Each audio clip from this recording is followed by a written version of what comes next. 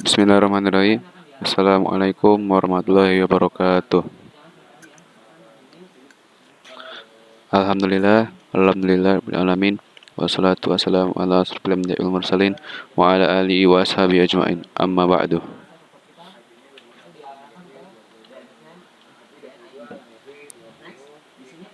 Oke, pada video kali ini kita akan membahas mengenai virtual access point.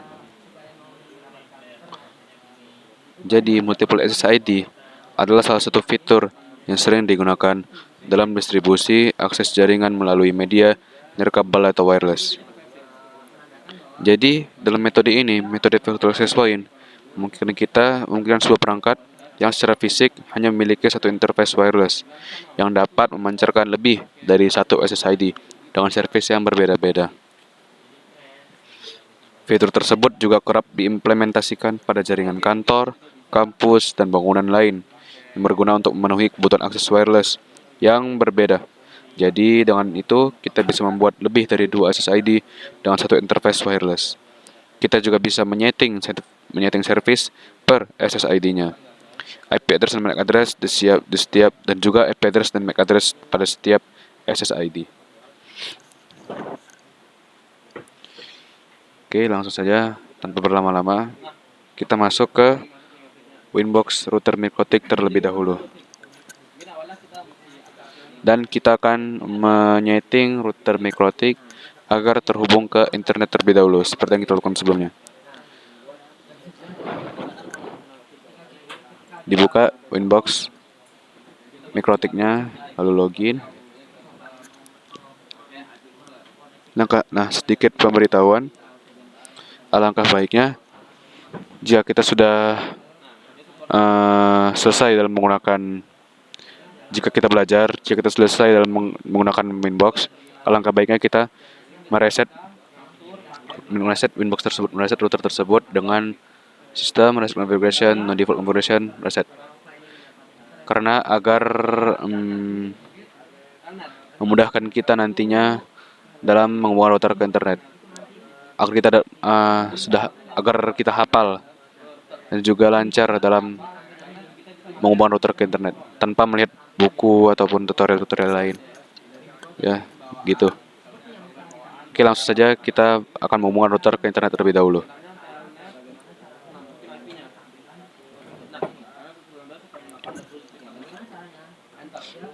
Bulan 1.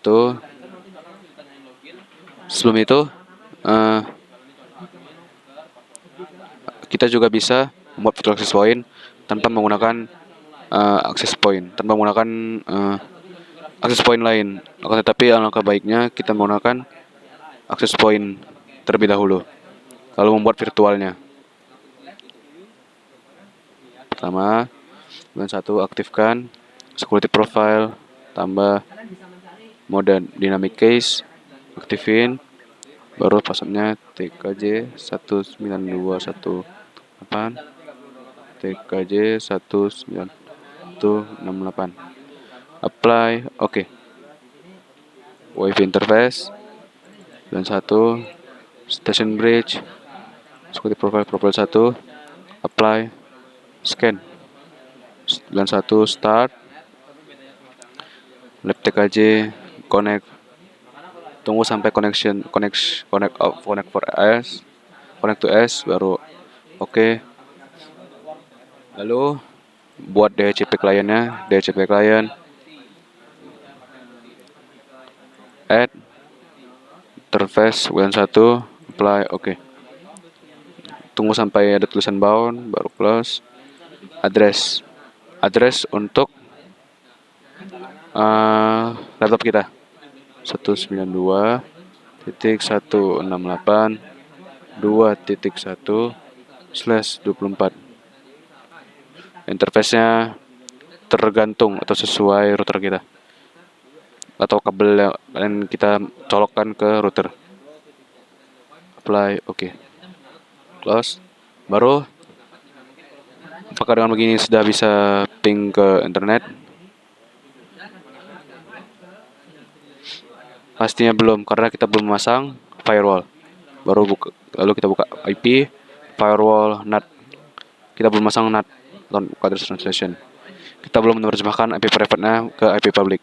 Add, chain src NAT, out interface 91, action-nya masquerade. Apply, oke.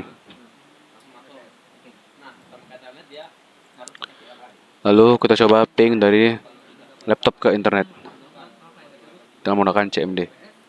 Ping 8888. Nah, sudah berhasil. Sekarang router MikroTik telah terhubung ke internet. Nah, sekarang kita akan membuat virtual access point. Kita akan membuat multiple SSID. Close CMD-nya. Nah, di menu wireless, di WiFi interface, di add ada 3 pilihan, virtual, WDS, dan stream dual. Nah, di sini kita akan memilih virtual.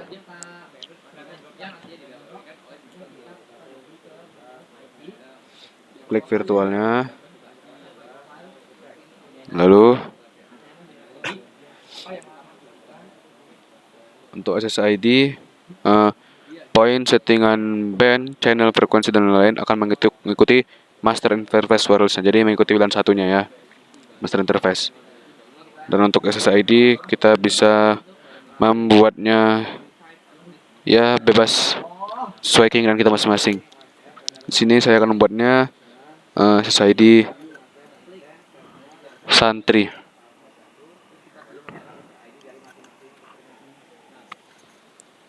Dan master interface-nya pastinya bulan 1 karena yang kita aktifkan adalah bulan 1.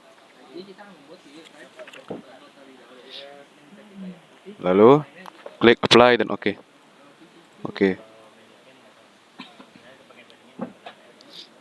Semakin banyak virtual access point yang kita buat, akan semakin padat traffic yang ada di frekuensi tersebut. Karena frekuensi virtual access point mengikuti frekuensi master interface wireless. Jadi jika sudah membuat virtual access point, kita bisa membuat IP address yang berbeda setiap virtual access point-nya.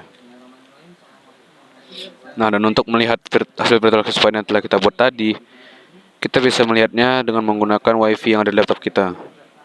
Jadi, pada menu WiFi, ini akan ada access point, virtual access point yang kita buat tadi, Santri. Nah, karena saya tadi buat SSID Santri, maka yang akan tercantum di WiFi laptop kita masing-masing ya sesuai SSID yang kita buat tadi. Kalau saya Santri.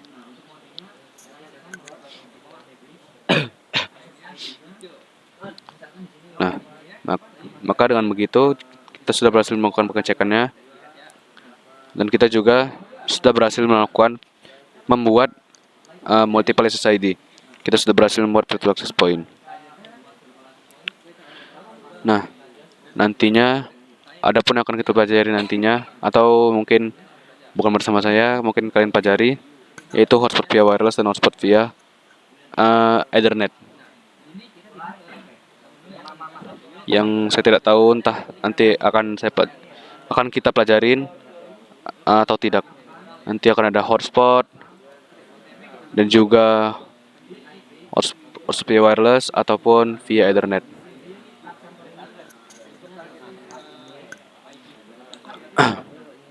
Mungkin kalian juga bisa searching di Google hotspot via wireless.